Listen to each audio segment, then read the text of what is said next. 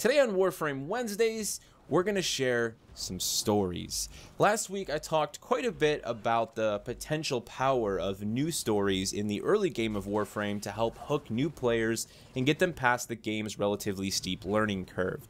Once again, there is no denying the power, the presence of storytelling throughout the ages of the human existence. We've used it to mark our history, we've used it to establish beliefs, we've used it to entertain, to scare, to spark curiosity. Storytelling is in our blood, it's in our existence, and we're very good at it even when we're very bad at it. Here in the modern era, pretty much every piece of entertainment that we craft revolves around the concept of storytelling. Storytellers, for the longest time, were considered some of the most powerful and, well-recognized people in the human existence.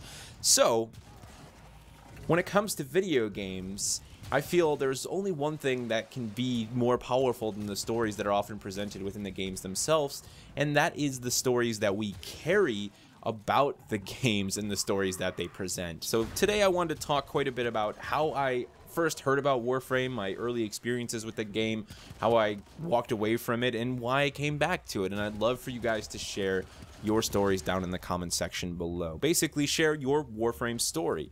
Now, last week I also mentioned the concept of Warframe being very binary, very polarizing. You love it or you hate it. And a lot of you were like, well, that's not true because I played it and then 2 years later I played it and I actually liked it. That's kind of what I'm talking about though, right? Like, the game very much relies on personal interest. 2 years ago, you maybe just didn't like the concept of Warframe. You weren't ready to invest in it. And perhaps there were some things that DE did along the way that made it better or more enjoyable for you. But for the most part, I think it does have a lot to do with human change. You can spend the first 15 years of your life hating asparagus and then suddenly try asparagus, perhaps even cook it right for the first time.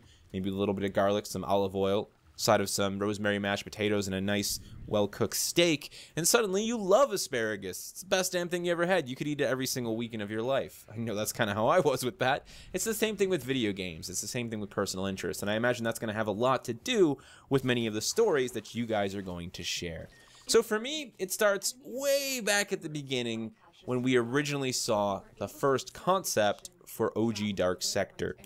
I was immediately enthralled by that idea, just the early vision for that game. It had a lot of atmosphere, a lot of strength behind it. When you watch that first trailer, there's just a great sci-fi theme, a great sci-fi universe already presented in such a small quantity, and the music. There was a lot of good stuff, a lot of just, I don't know, kind of brought that to life. A lot of that music, a lot of that vibe we actually have in Warframe now. In fact, it's really amazing just how similar Warframe is to the original Dark Sector concept now that we know a lot more about it. OG Dark Sector, to me, when I first saw it, appeared to be a third-person action stealth game, kind of Splinter Cell-esque, if you will, right, with maybe a few more action-oriented instances in it.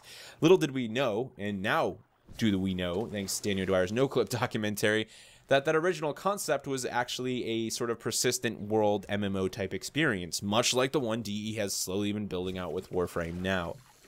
Dare I say, back then, I probably would have been not nearly as interested in Dark Sector had I known that that was their extensive vision. Honestly, I probably still would have been intrigued, because I think at that point in time, the general concept of an MMO or a large player anything was either weird free-to-play stuff or actual MMOs like Guild Wars and World of Warcraft.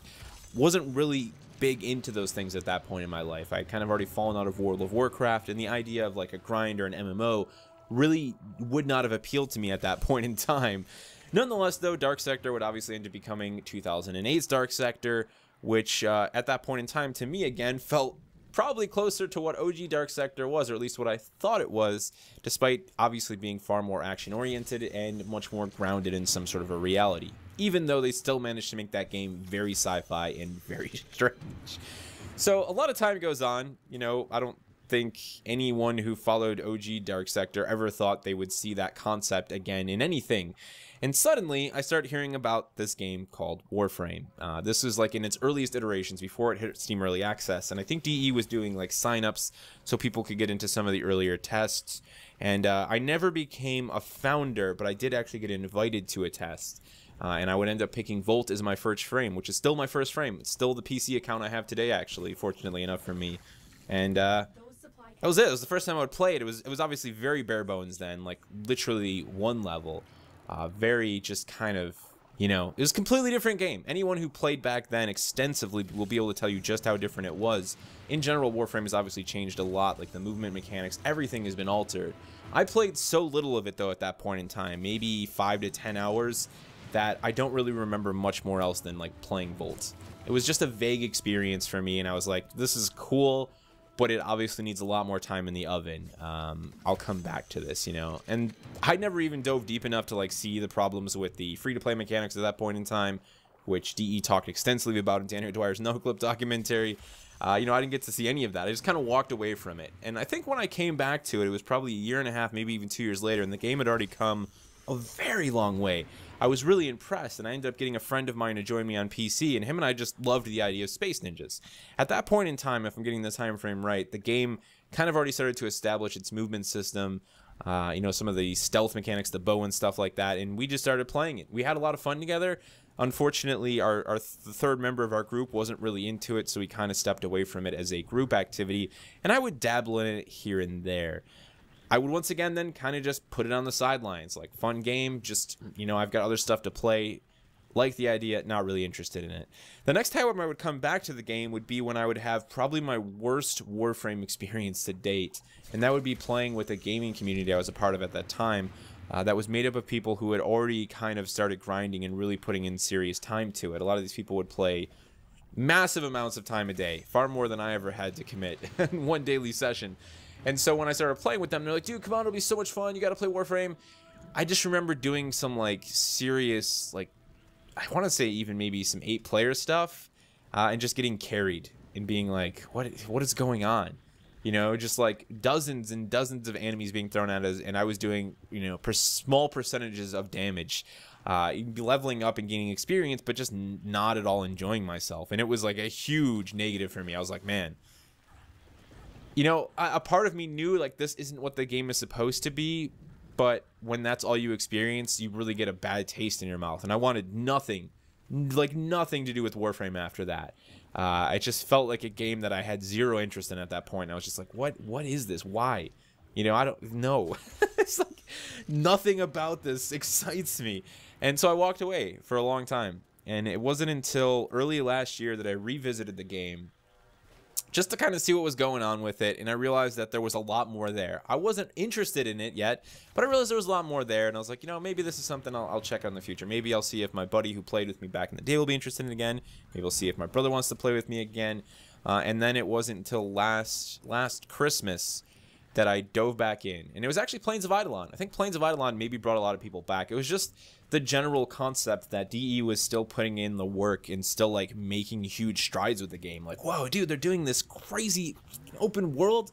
Like, what? This is so cool, man. I'm so excited for them. You know, I was happy to see the game was really like finding a community and being so successful, because with any game, you always want to see developers be successful, you know, especially when they're putting in all this passion and hard work. You want to see their game grow. You want to see people interested in the product that they're obviously so interested in. So I came back and I started playing it, and that was when I started doing the videos. I started like, you know, let's document this. I'm a huge fan of Gary Vaynerchuk, and when it comes to like business and entrepreneurship, he's always about document it. And I'm kind of the same way with my business stuff on Twitter as well as my video game stuff. Like, you have a platform, document it. Like, even if no one watches your videos, like if you're just doing it for your own sake, document it. It's fun.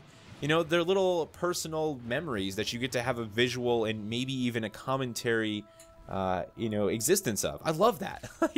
like I love that I can look back at my YouTube videos and not just see myself grow, but see games grow, or see games that I don't play anymore, see their original existence. Like, that's freaking cool, man. You know, and as we move forward into the age of just media and, you know, and technology, I think that just becomes more and more relevant, where people can look back and see what Warframe looked like day one.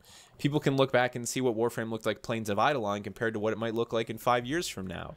So I've always been huge into documenting things, which is why I just kind of got going with that. And then people started watching, and I was like, oh, this is cool. You know, maybe we'll make some more valuable discussion out of this and really mark my journey and talk about my experience. And here we are today. I'm actually going to be sitting down today to play War Within. I've been holding off on it because when it comes to these cinematic quests, I like to sit down and just have them in one go. Mostly so I can have all the footage in one clip and then go back and cut out the sections I want, but also just because storytelling is very important to me in video games. I think it's often overlooked, and I think there are a lot of great games out there that do things really well that could only be better if they had even the most basic level of storytelling just done in a very professional manner. So when I sit down and I really am interested in something, I want to like soak it in. I want to be in, like, just absorb it. You know, I'm the type of person who's like, if there is story stuff at the beginning of this co-op game, everyone in party chat, mute their freaking mics. Let's all enjoy this. If you don't like it, go make a sandwich. Let's absorb this, and then let's go at it. Like, you know, my brother and I always kind of had an unbroken bond and oath for when it came to playing the Halo games, which was just like, watch the cutscenes, sit there in silence, watch the cutscenes. Oh shit, dude, that was so cool. All right, let's go do this, right? So I'm looking forward to War Within. I'm even more so looking forward to Chains of Horror, though. You guys have... People have spoiled me with that one. Not actually spoiled me, but made me more interested in it than I ever was before when they start talking about all this horror stuff. You know, and when you realize the history behind a lot of the Warframes, you know, like Valkyrie, for example, and how just awful her existence has been, which is a whole interesting concept once you know the true everything behind Warframe. And, you know, that stuff's awesome. I've really gotten into the lore quite a bit over the last few weeks since I did the second dream, and I'm looking forward to wrapping up all of the story quests so I can just go like really deep into the lore without really worrying about spoiling anything for myself. So stories, guys, they carry a lot of weight, they carry a lot of value, and I would love to hear your Warframe story. Please share them down in the comment section below. You know, we can write pretty much any length now in the YouTube comments, and I love reading that stuff. I'll honestly sit downstairs and make lunch and pull out my phone before Michelle gets home and just read comments like that. I love hearing people's stories. If I could bring you guys all to my house and sit down for a big meal and just hear people's Warframe stories, I'd totally fucking do that, man. It'd be so cool. Thank you guys so much for watching. I'll see you next week for my thoughts on the War Within. You have been brought here for a purpose. The most important task of your